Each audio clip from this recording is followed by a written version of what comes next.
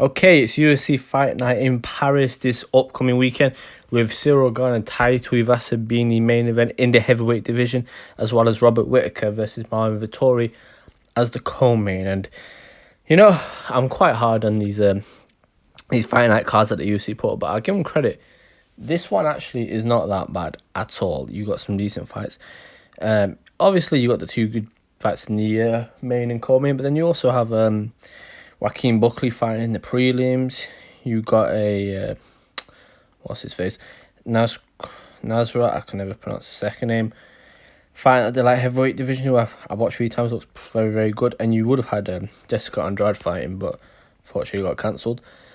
But yes, so a relatively pretty solid fight night card. Obviously, it's in Paris, so they're always going to put on, whenever it's like a big city, like of UFC London, UFC Paris, they always put on some semi-decent cards. So yeah, I'm excited for 2 excellent fights, I feel. And so we're going to go through those 2 specifically, are the ones we're going to focus on. Starting off with Robert Whittaker and Marvin Vettori, two of the best that the middleweight division has to offer, to be honest. If you take out, obviously I know Adesanya's fighting Pereira, but if you take out those 2, probably, if you take out Pereira, to be fair, probably the 2 best middleweights alive, to be honest. Both coming off, Whittaker come off the loss to Adesanya, but Vettori coming off the win against Paulo Costa, which, even though Paulo Costa is a middleweight, obviously the fight was at light heavyweight because Costa could not physically make the weight because of his injuries or whatever. And but both men fought Israel Adesanya last year. Was it last year that Whittaker fought Adesanya? I feel like it might have been the year before. But either way, yeah, but both men obviously have fought Israel Adesanya. Both men fought him twice, and both times they both fell short. Obviously, with Marvin Vettori, he fought him first time it was decision, second time was a decision. And with Robert Whittaker, obviously got knocked out when he was the champion in his hometown, and then obviously lost his last fight via decision, even though a lot of people do still believe that Robert Whittaker won, but I still feel I think Adesanya did enough. I don't think that I would look at, I just remembered actually it was February 13th. Now I'm looking it up. Whittaker fought Adesanya, so they both fought.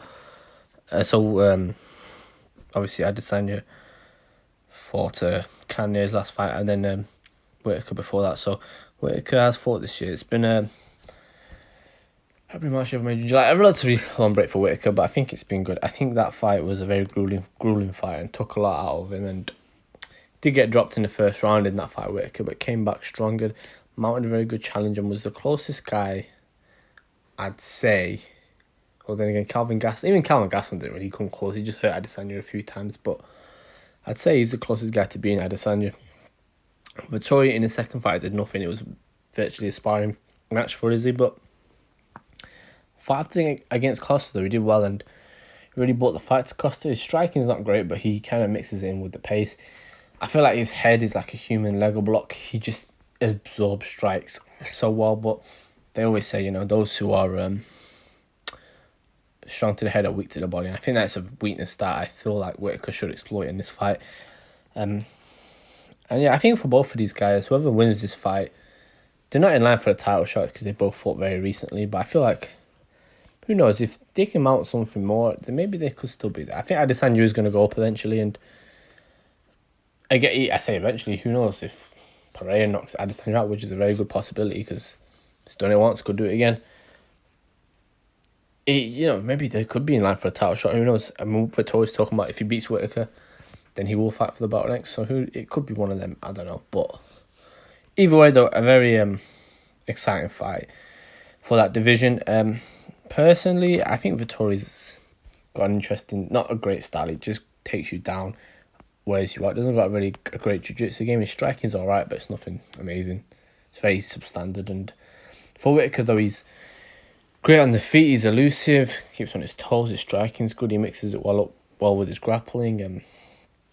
Yeah, he's also a very, very stupidly likable Whittaker. So I think he's obviously a fan favourite. So Yeah, in this fight though, I do think for Whitaker, the key, if I go for both, so first for Whitaker, the key to this to me is just keeping it on the feet, and I just think overall he's a better fighter than Vettori. I do feel like he won't be able to drop him, but I do think he outclassed Gastelum the same way, he did the same to Kanye. Whitaker's just the best of the rest pretty much, but he's not that far off Adesanya, to be honest, but he's still just a bit off him. I think he's too, Adesanya I think is just too long for him, and that's what was the issue in both those fights. But for Whitaker though, I think he's got a very, I think I favour him in this matchup. I don't think Vettori really has a lot more tools to beat Whitaker. He has to really I don't know, pull something out. He hasn't, even in the Costa fight, he fought well. He's got heart, he's a warrior, but he hasn't shown much to suggest that he beat Whitaker. I think he's definitely, I'd say, the third best middleweight. He's the type of guy who, when there is a guy who's a very explosive striker, he will shut them down completely, like he did with Kevin Holland. So it wouldn't surprise me if he takes Robert Whitaker down a few times, but I don't think he's got enough, in my opinion, to get it done. That's what I think Whitaker needs to do, just keep it on the outside, and that's what I think he will do. I think he'll keep Vettori off him for long enough, and even if Vettori takes him down, I'd be shocked if he keeps him down for long, to be honest. And for Vettori, like I said, I think if you're Vettori, you kind of just got to close the distance, but do it in an intelligent way.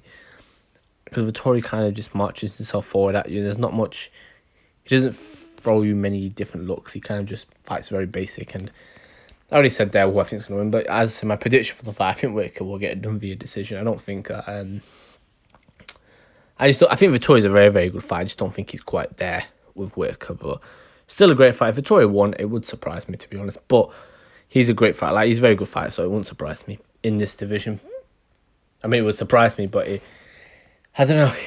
Vettori, I just think he needs to pull something out spectacular here. So I need to get this right. It would surprise me if Whitaker lost to him, but I don't count Vettori out, is my point. He's a very good fighter and one of the best. So yeah, I'm excited to see how this one goes. And someone who, considering come from Europe, wrestling isn't huge over here, but in America it's massive, and yet he's still a very good grappler. So a bit of a rarity, a little bit like GSP in that way. But yeah, a great fight though, and a brilliant co-main. This could easily be a fight night, to be honest. But yeah, great fight though. And then moving on to the heavyweights and the main event, you got Cyril Gane versus Tai Tuivasa, two men who are right at the top of the heavyweight division. Similar in the co-main, if Francis Ngannou isn't around, possibly the two best. I feel, well, actually Stipe is still there, but I think you could make an argument say these two are definitely up there.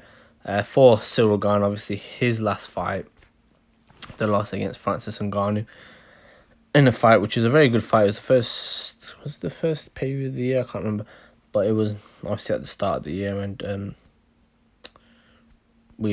nobody expected Francis Ngannou to turn into a flipping Dagestani at that fight and just take him down constantly. But tell you what, he pulled out on Ngannou even with the injuries, so I think it was an incredible performance from Ngannou. But similar actually to the Whitaker, a lot of people still think Ngannou won the fight, but I don't think so. I think Ngannou took him down too many times and controlled him too many times for that to be a thing. And I think Cyril Gane just sort of made the one mistake and kind of paid, because then it opened up the takedown, which Ngannou got constantly again and again. And I think if you were Cyril Gane, to me, I think the mistake I feel like he made is that I think size is an issue. Ngannou is stupidly strong and very, very big, and much bigger than any heavyweight in the division, and that is an issue. But for Cyril Gane, I don't know, I feel like he could have maybe fought, I don't know, maybe just worked on his ground game a bit more. He is a very good all-rounded martial artist, so it surprised me that he kind of was taken down at ease, and he kept getting back up, but still, the fact that he kept getting taken down was crazy. But that may be a learning curve. It was a learning curve for Francis when he lost to Stipe, so it may be the same for him. And yeah, I think he's a brilliant fighter to watch. Cyril Gane, he's so elegant, so light on his feet. For a heavyweight, you don't really see that. He moves like a bantamweight almost. And I would say, whether it's boxing or MMA, these guys who can move in the heavyweight division, they're problems. And before he fought Francis, Cyril Gane obviously had the win against Derek Lewis for the interim belt. Before that, beat Alexander Volkov, and beat Rosenstrike. So pretty good resume. He's got beat most of them, to be honest. I think the only fighters you look in this heavyweight resume, the only ones who maybe he could fight would be like a Stipe or obviously Tom Aspinall is another one which has been rumoured, which I think would be an amazing fight. Curtis Blaydes is another, but pretty much has beat quite a lot of these sort of top contenders at heavyweight. I would love to see him versus like a John Jones. I would see how that, because they're both very agile guys, and I feel like, again, heavyweights who can move are just a real problem. I know John Jones isn't like unbelievable footwork, but he's a light heavyweight coming up and he's quite light on his feet, so I would like to see that one. But yeah, and then you got Tai Tuivasa, who is quickly become a fan's favourite, and a guy who's very explosive. His last fight knocked out Derek Lewis, and I think it was on the Whittaker Adesanya card, and a brilliant knockout. It looked, I always felt like maybe Derek Lewis would have got it done because of his power, but Tai Tuivasa just timed him beautifully and just destroyed him in there. And I tell you, it's not something that you say a lot about these heavyweights, but rarely with heavyweights in the UFC do you find people who, and I mean this in the nicest way possible, but who aren't really in great shape. Like Tai Tuivasa is a fantastic fighter, but you won't look at him and think that is like your picture perfect heavyweight physically, if you compare it to Francis, for example. But I'm surprised to see how quick he actually is, considering of his frame and his body type. His hands is very good. He's got fantastic elbows, and yeah, just a real explosive fighter. And his last fight beat Dan Lewis, but then before that beat Augusto Sakai, beat Greg Hardy, where it looked like he got hurt, but Greg Hardy came in at him, and Tai Tuivasa just timed him beautifully coming in the first round. And like I said, he's built up that fanfare, and I think that's something important. I do think that he is going to have to throw something crazy in this one, because I think for Ciryl Gane in this fight, it's very similar to the co-main. You just got to keep him on the outside of your jab, keep him with the leg hits, just be boring. Ciryl Gane's a brilliant fighter, but he's not. Sometimes, unless the finish is there, he doesn't really chase it. But just be smart in this one. You don't need to commit to anything. Derek Lewis is more. I know Tuivasa beat Derek Lewis, but I do think Derek Lewis is more dangerous, more powerful, and Ciryl Gane was able to handle him pretty easily. And I think Tuivasa is a bit more. His fight IQ is a bit more higher than what Derek Lewis is, but I still feel like he has to really catch Ciryl Gane with something. Maybe if you throw a few shots to the body. Ciryl Gane, he was looking a bit fatigued in the fifth round of that fight against Ngannou. So maybe if you go to the body, if you tie Tuivasa, get him in the clinch knees, even though Ciryl Gane is fantastic in the clinch as well. It's hard to see anybody beating Ciryl Gane except from Francis, to be honest with you. I don't know who beats him.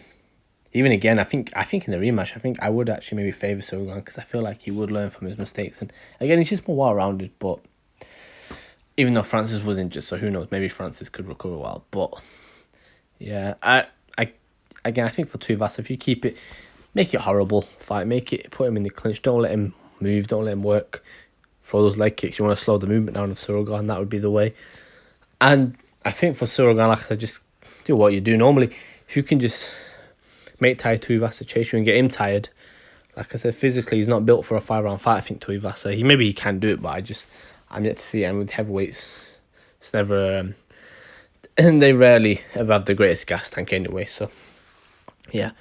Like I said, I give him a position where pretty much you can kind of tell where I'm going, but I think Ciryl Gane gets this done via decision. I don't think he'll... I think he may drop him, but I don't know if he'll finish him. Unless maybe he submits him. I would say that I think if he finishes him, he may submit him, but I think he will get a decision. I think Ciryl Gane will pick him apart in this one, uses little outside leg kicks down the middle, keep him at range and walk on with the win. And I don't know, I'd like to see Tom Aspinall after this, if he's ready, Tom Aspinall. If not, I would love to see Ciryl Gane versus Curtis Blaydes, or Ciryl Gane versus Stipe, even though there is some rumours that maybe Stipe and John Jones could still happen. But either way, I'm excited to see what happens in this heavyweight division. It's heating up now. There's some more good fighters on the horizon.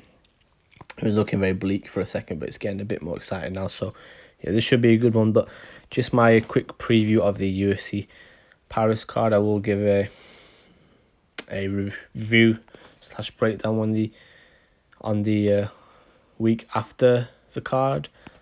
But yeah, just my quick thoughts, and until next time.